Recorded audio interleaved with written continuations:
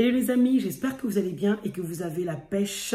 Bienvenue sur cette chaîne. Sur cette chaîne, je parle de l'immobilier, je parle des investissements en France et au Congo-Kinshasa. Je parle de mindset, je parle de l'épanouissement dans ce que nous faisons.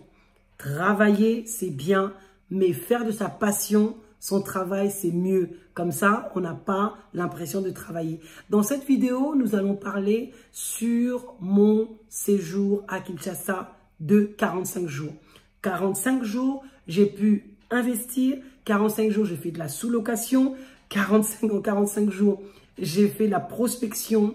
J'ai également cadastré plusieurs terrains et j'ai livré des terrains aux clients.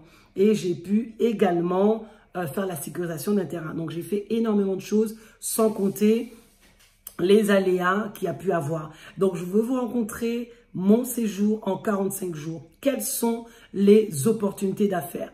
Quelles sont les opportunités dans l'immobilier et quelles sont les astuces pour bien démarrer et pour bien faire son séjour au Congo? Les bonnes et les mauvaises choses, c'est tout de suite dans cette vidéo.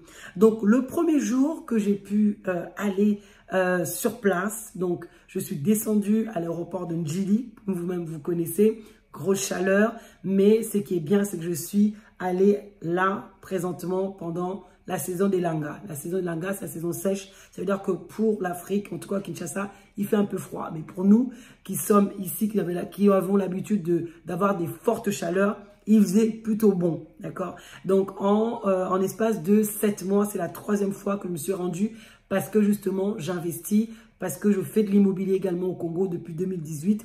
Et là, je me suis pleinement lancé depuis déjà presque 1 an que j'ai eu ce projet et que je me suis pleinement lancé, que j'ai pu acquérir des terrains. Donc, premier jour, arrivé sur le terrain. Déjà, dès que j'arrive à l'aéroport, les caddies, vous savez, les gens se précipitent derrière les caddies pour pouvoir rentrer vos bagages pour que vous puissiez les payer. Donc, je cherchais les caddies parce que je ne voulais pas payer, clairement.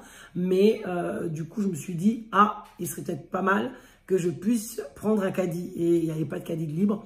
Et donc, chaque personne avait son caddie pour pouvoir le faire payer et enfin qu'il puisse te faire les bagages. C'est pas plus mal. D'ailleurs, en amont, il faut quand même se dire une chose, c'est que lorsqu'on part au Congo ou on part ailleurs, on se prépare. Lorsqu'on part aux États-Unis, on est préparé mentalement à payer des pourboires parce que les pourboires sont presque obligatoires aux États-Unis. Et donc, au Congo aussi, lorsqu'on part, il faut se préparer. Il ne faut pas se dire, ah, ils vont nous demander de l'argent, ah, etc. Mais il faut avoir un budget de dons. D'accord? Parce que au Congo, on sait très bien que les salaires moyens sont très bas. Très bas, alors très bas. Donc, les gens veulent s'en sortir comme ils peuvent. Je ne vous dis pas de devenir les Sainte Teresa, mais il faut savoir, il faut prévoir un budget, en tout cas de dons, de 2000 francs, ça veut dire 1 euro, 2 euros. Voilà, faire une enveloppe de donation, ça veut dire de donner aux gens qui vous font des petits services. C'est comme ça qu'ils trouvent le moyen de gagner leur vie parce qu'il n'y a pas d'emploi. Lorsqu'il y a des emplois, c'est des bas salaires et lorsqu'il y a peu de gens qui gagnent des très grands salaires. Donc, voilà pour la petite anecdote. Deuxième point, donc je suis rentré à l'hôtel tranquillement. Bon hôtel, donc il faut, deuxième point, bien choisir son hôtel. J'ai vu des personnes qui, d'ailleurs, prennent juste une nuit dans des flats pour pouvoir voir eux-mêmes sur le terrain pour avoir un logement de long séjour. C'est bien pour ceux qui le souhaitent, mais c'est vrai que c'est assez angoissant aussi parce que si vous ne trouvez pas sur place, ça porte aussi à... Voilà, c'est du stress en plus, voilà, tout simplement. Mais c'est vrai que c'est aussi un bon point. Donc, c'est pour ça qu'à la fin de cette vidéo, je vous parlerai de comment est-ce que moi je fais et comment je peux vous faire gagner du temps et de l'argent pour la réservation. Donc, restez bien cette vidéo, commentez et partagez cette vidéo à ceux que ça peut intéresser, surtout ceux qui font des investissements en France et à Kinshasa pour le moment, en tout cas en RDC. Donc, je suis arrivé le lendemain, vu que j'avais une commande pour une cliente concernant de la sous-location. Dès le lendemain, j'étais déjà sur le terrain en train de chercher un bien. Donc, je recherchais un bien.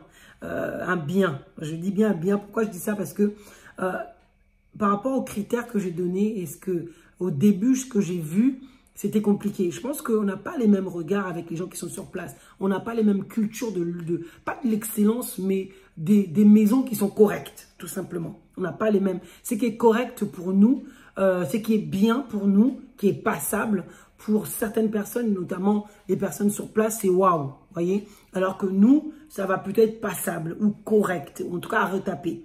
Et donc voilà, donc c'est important aussi d'avoir ces yeux-là. On va au Congo, on va pas à Monaco, hein. On va pas, je sais pas, à l'île Maurice, ni à Nice, ou bref, pour ceux qui savent, à Miami, quoi. On va au Congo, ça veut dire qu'il y a beaucoup de choses à faire. Les infrastructures sont cassées, la route est pas très bonne à Kinshasa. Dans d'autres communes, dans d'autres provinces, ça passe. Mais en tout cas, Kinshasa, faut pas s'attendre à... Voilà, faut vraiment se mettre dans la peau d'une personne qui risque de rencontrer des choses et des choses. C'est une très belle ville, il y a beaucoup de choses, mais il y a aussi beaucoup de choses. Donc, comme des aléas, hein, des routes, des gens, des demandes, des quémandements, mais ça fait partie de la culture. Donc, il faut juste le savoir. Donc, j'ai pu, donc ils ont vu un peu par rapport aux typologies de maisons et d'appartements que je cherchais. Donc, ils se sont tout de suite rabattus, braqués, on va dire, voilà, l'après-midi vers d'autres biens qui m'ont proposé, qui semblaient plus rentrer dans mes critères. Donc, en une journée, en visitant 10 logements, voire un peu plus, j'ai trouvé le bien qui me correspondait et j'ai pu justement faire les aménagements, etc., tout ce qu'il faut pour rendre cette maison très, très confortable, conviviale. Vous trouverez également dans mes prochaines vidéos cette maison qui est mise en location. Courte durée. Je vous en parle aussi à la fin de la vidéo. Et donc, voilà, donc beaucoup, donc vraiment, quand vous vous lancez dans l'immobilier au Congo, il faut être armé de patience. Vous vous lancez dans l'entrepreneuriat, il faut être armé de patience. Et surtout, lorsque on vous donne un délai de 1 jour, mettez 3 jours. On vous donne 1 semaine, mettez 2 semaines. On vous donne 1 mois, mettez 2 mois. Parce que très franchement, entre les entrepreneurs, les achats, les bouchons, je vous assure, vous pouvez avoir les nerfs solides. Les plombiers qui vous lâchent de vous lui donner la compte, il ne vient plus. Il vous emmène un évier qui n'a rien à voir avec ce que vous avez demandé. Entre les menuisiers, finalement, il devait venir jeudi, il vient que vendredi parce qu'il avait des choses à faire. Et lorsqu'il vient, il manque des choses. Et après, il disparaît. Enfin, voilà, c'est des aléas. Il faut vraiment avoir les nerfs solides. Et c'est pour ça qu'il faut vraiment... budgéter et projeter vraiment un séjour assez long lorsque vous voulez faire des affaires au Congo. Ensuite, le 3e jour, j'ai commencé un peu à tourner. 4e jour, je suis partie à Mwanda. Vous savez, pour ceux qui suivent mes vidéos, j'ai une concession à Mwanda et d'autres terrains que je mets en vente. Donc, j'ai pu aller placer les personnes déjà sur leur terrain vers le 10 minutes de la plage et d'autres personnes sur le terrain que j'ai sur le port, vers le port Saucire, qui est la sortie du port de Banana. Pour ceux qui ne savent pas, le port de Banana, c'est qui va se faire là. Les travaux vont commencer. C'est le prochain port en eau profonde. Donc, on va pouvoir acquérir des gros bateaux qu'on n'a pas pu faire avant. Kinshasa, pardon, la RDC ne pouvait pas accueillir des gros bateaux. Parfois, on avait des conteneurs qui étaient obligés d'aller jusqu'à Pointe-Noire pour pouvoir accoster. Maintenant, bientôt, on pourra accoster en RDC, même leur propre bateau de la Pointe-Noire pourra accoster chez nous. Donc, il va y avoir du mouvement. Il va y avoir du mouvement. Alors, vous qui n'êtes pas positionnés, positionnez-vous parce que c'est un bon business. Et pour ceux qui connaissent la plage Zoé, c'est une très belle plage. Donc, ils ont su tirer l'épingle du jeu. Pour accéder, c'est gratuit, mais pas tout à fait. L'astuce qu'ils ont trouvée, c'est de vous faire consommer de la boisson pour pouvoir accéder à la plage. Consommer la boisson. Et j'ai vu la plage d'à côté.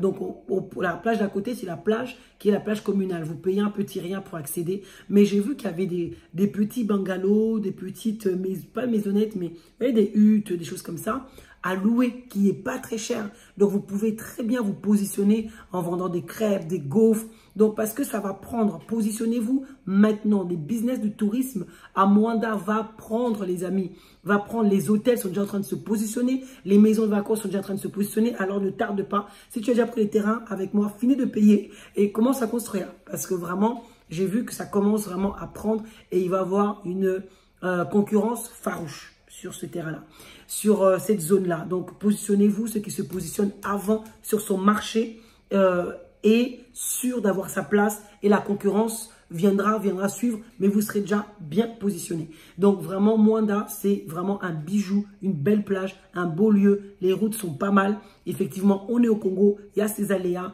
mais il y a un bon climat et vraiment, il y a des choses à voir et des choses à faire. Pour ceux qui aiment la nature, il y a des tyroliens, vraiment des activités que vous pouvez faire. Donc voilà, des astuces que je vous donne. Je suis retournée après à Kinshasa, après avoir fait des tours et des tours avec les cadastres, les géomètres. Donc ma vie à Moanda a été vraiment très, très, très mouvementée d'ailleurs. Ma vie à Kinshasa a juste été un très grand mouvement comme d'habitude pour ceux qui me connaissent. Et donc en rentrant, donc je suis rentrée, comme je suis partie et rentrée via la route, je suis venue en transport en bus. Donc il y a les moyens de transport, les bus sont pas très chers, mais il faut savoir que c'est long. On fait des arrêts à tout bout de champ pour acheter les pondous, pour acheter les machins, et on vend tout au long de la route. Et donc c'est pas mal, mais c'est très long. Et donc il faut prendre son mal en patience. Et donc voilà, les routes sont bien, sont praticables, sont vraiment correctes hein, pour aller vers le Bas-Congo, même à Moanda, très accessible, vraiment bien. Hein. Et moi, ce que je vous donnerai aussi comme astuce par rapport à votre projet, c'est qu'ils sont dans le transport, c'est de pouvoir faire le transport, surtout comment ça s'appelle, Bas-Congo, Kinshasa. Bas-Congo, Kinshasa, avec un taxi-bus ou avec un taxi express de 7 places, 7 à 9 places. Et donc là, vous pourrez vraiment faire de l'argent parce que ça va être des allers-retours vers le Bas-Congo et Kinshasa. Et il y a beaucoup de demandes vers Matadi, Boma, etc., même à l'intérieur.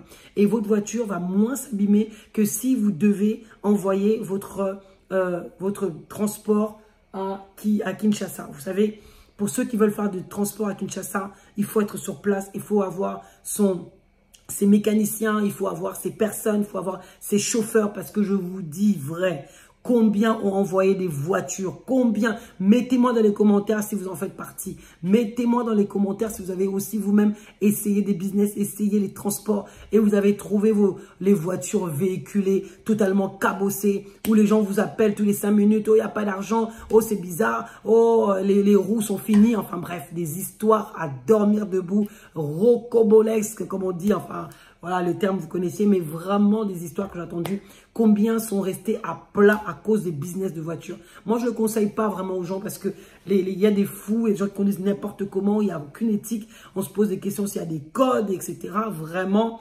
Donc, il faut vraiment, je conseillerais pour ceux qui veulent faire du transport, soit ils se mettent sur place et puis ils font des transports type Kinkole, Maluku, vous voyez, un peu ce genre de choses.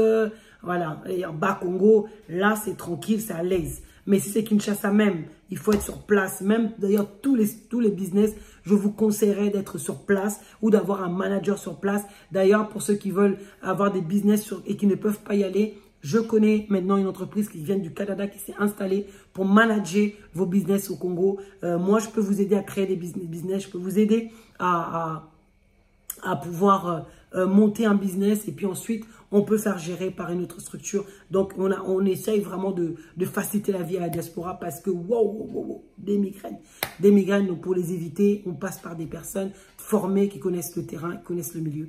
Donc voilà un petit peu ce que je peux vous conseiller. Arriver à Kinshasa, donc entre l'aménagement total de nos bureaux, j'ai pu acquérir des personnes et les amis, les locaux ont l'argent, hein, ils ont du cash.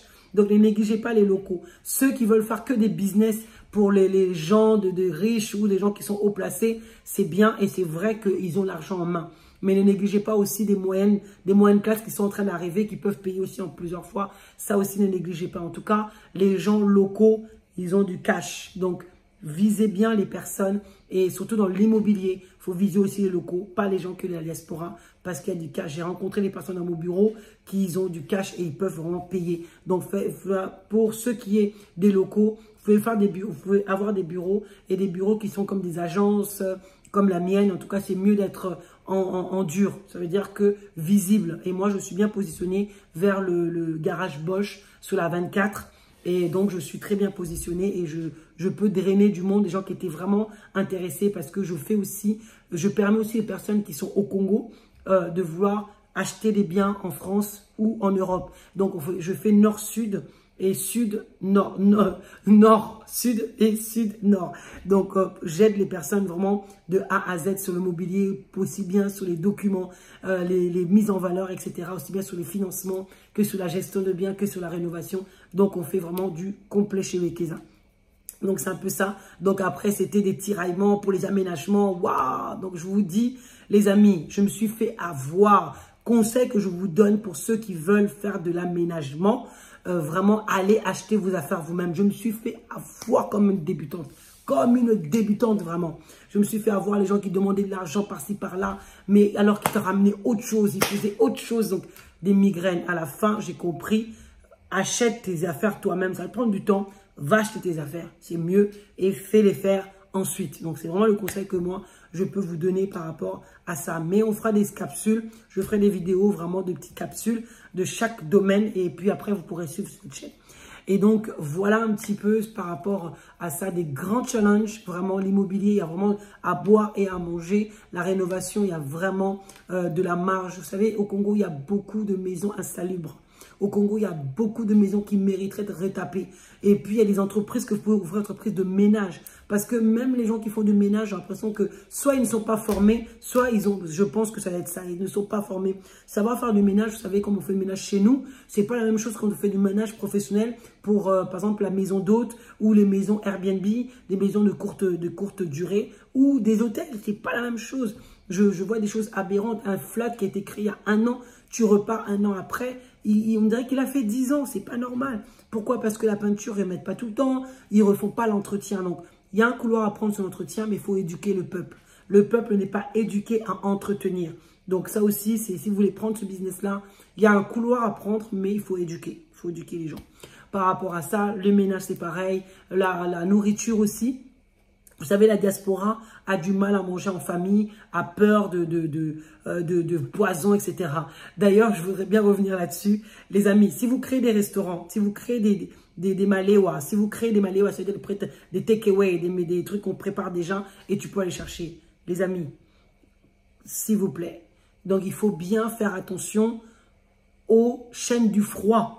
Chaud et froid, les décongélations. Vous savez qu'au Congo, on a les problèmes de délestage, on a les problèmes de courant, on a le problème d'électricité. Partout, ça peut sauter. Même les gens du SNEL qui travaillent dans l'électricité, il leur arrive de ne pas avoir de courant pendant 1 heure ou 2 heures. Ils ont des groupes, parfois il peut arriver de ne pas avoir d'essence ou d'avoir des pannes. Ça aussi, s'il vous plaît, soyez indulgents. Vous allez au Congo, ne pétez pas un câble parce que pendant 1 heure, vous n'avez pas eu de courant. Voilà, on est au Congo, il faut vous habituer. Ça peut arriver qu'un groupe tombe en panne. Effectivement, on met tous les moyens en place pour que vous soyez à l'aise, mais ça peut arriver. Donc, on essaye de tout faire. Vous essayerez de tout faire, mais ne soyez pas en panique ni en stress. Mettez-vous juste en mode, je vais au Congo, qu'est-ce que je peux mettre en place pour pouvoir pallier au cas où il y a le problème d'eau et d'électricité. Voilà. Donc, c'est un peu ça. Donc là, il y a beaucoup d'intoxication alimentaire, les amis. Là où les gens ils pensent qu'ils sont fait empoisonner. Il y a des gens qui croient qu'ils sont empoisonnés. Non, ils ne sont pas empoisonnés. Non, non. C'est juste que qu'ils ont été intoxiqués au niveau alimentaire et parfois l'intoxication aiguë tue. Parce que la chaîne du froid, je pense que c'est d'être compliqué. Quand les courants sautent pendant 2 jours, il y a des gens qui n'ont pas de groupe. Donc, quand ils vendent à l'extérieur, et bah, ça se peut que c'est une viande qui a été au frigo pendant 2 jours sans être congelée. Et puis, voilà, ça rentre, ça sort n'importe comment. Il n'y a pas de gestion de gêne de froid et ça crée des intoxications. Donc, si vous voulez créer un business bio, etc., faites attention à ce domaine-là.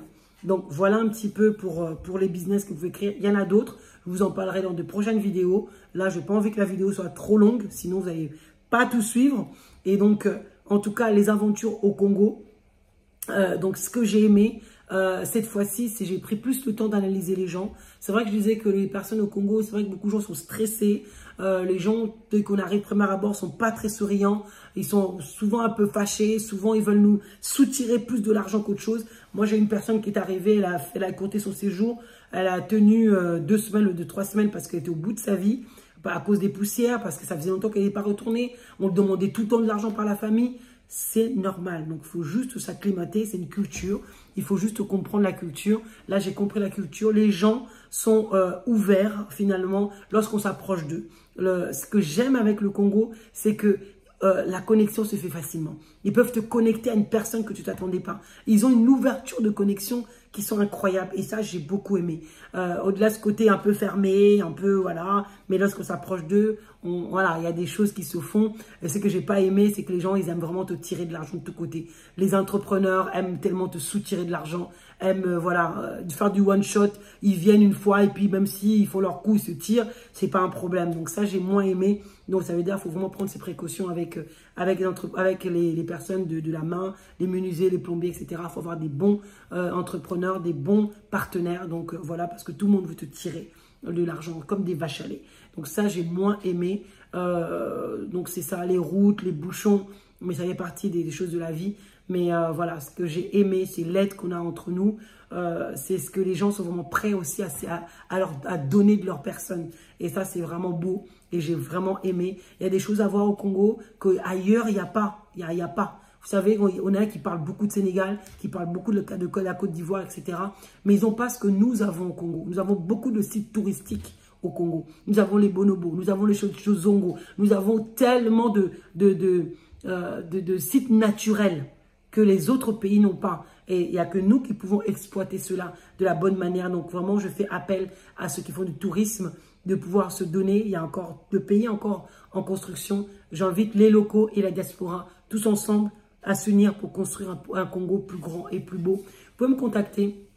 Je mets mes coordonnées sur les commentaires ou sur le drive, ou même sur cette vidéo. Hein, vous pouvez sur le drive, sur le descriptif, vous pouvez me contacter, me poser des questions. Si vous voulez acquérir des terrains à Mwanda, il y en a encore qui sont disponibles. Vous voulez acheter à Kinshasa, il y en a aussi. Je peux faire des recherches pour vous. Il y a des terrains à Maluku qui sont disponibles également. Donc n'hésitez pas, je suis là pour vous servir. Donc on se dit à une prochaine vidéo.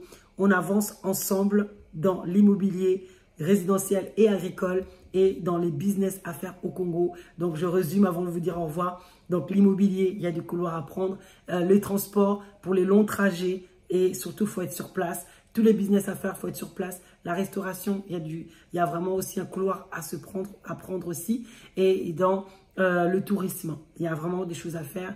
Et dans le bâtiment, hein, ça fait partie de l'immobilier, la cimenterie, les boutiques d'outillage, etc. Donc voilà, donc je vous dis à une prochaine vidéo. J'essaierai de faire une vidéo un peu, comme je vous ai dit tout à l'heure, pour chaque séquence, pour chaque chose que j'ai pu dire. Là, j'ai fait une grosse vidéo, comme je vous dis, je fais un retour de mon séjour au Congo qui a été très long. Et voilà, mais qui a été très très riche. J'ai beaucoup appris. Je vous dis à une prochaine vidéo. Ciao, ciao. On avance ensemble.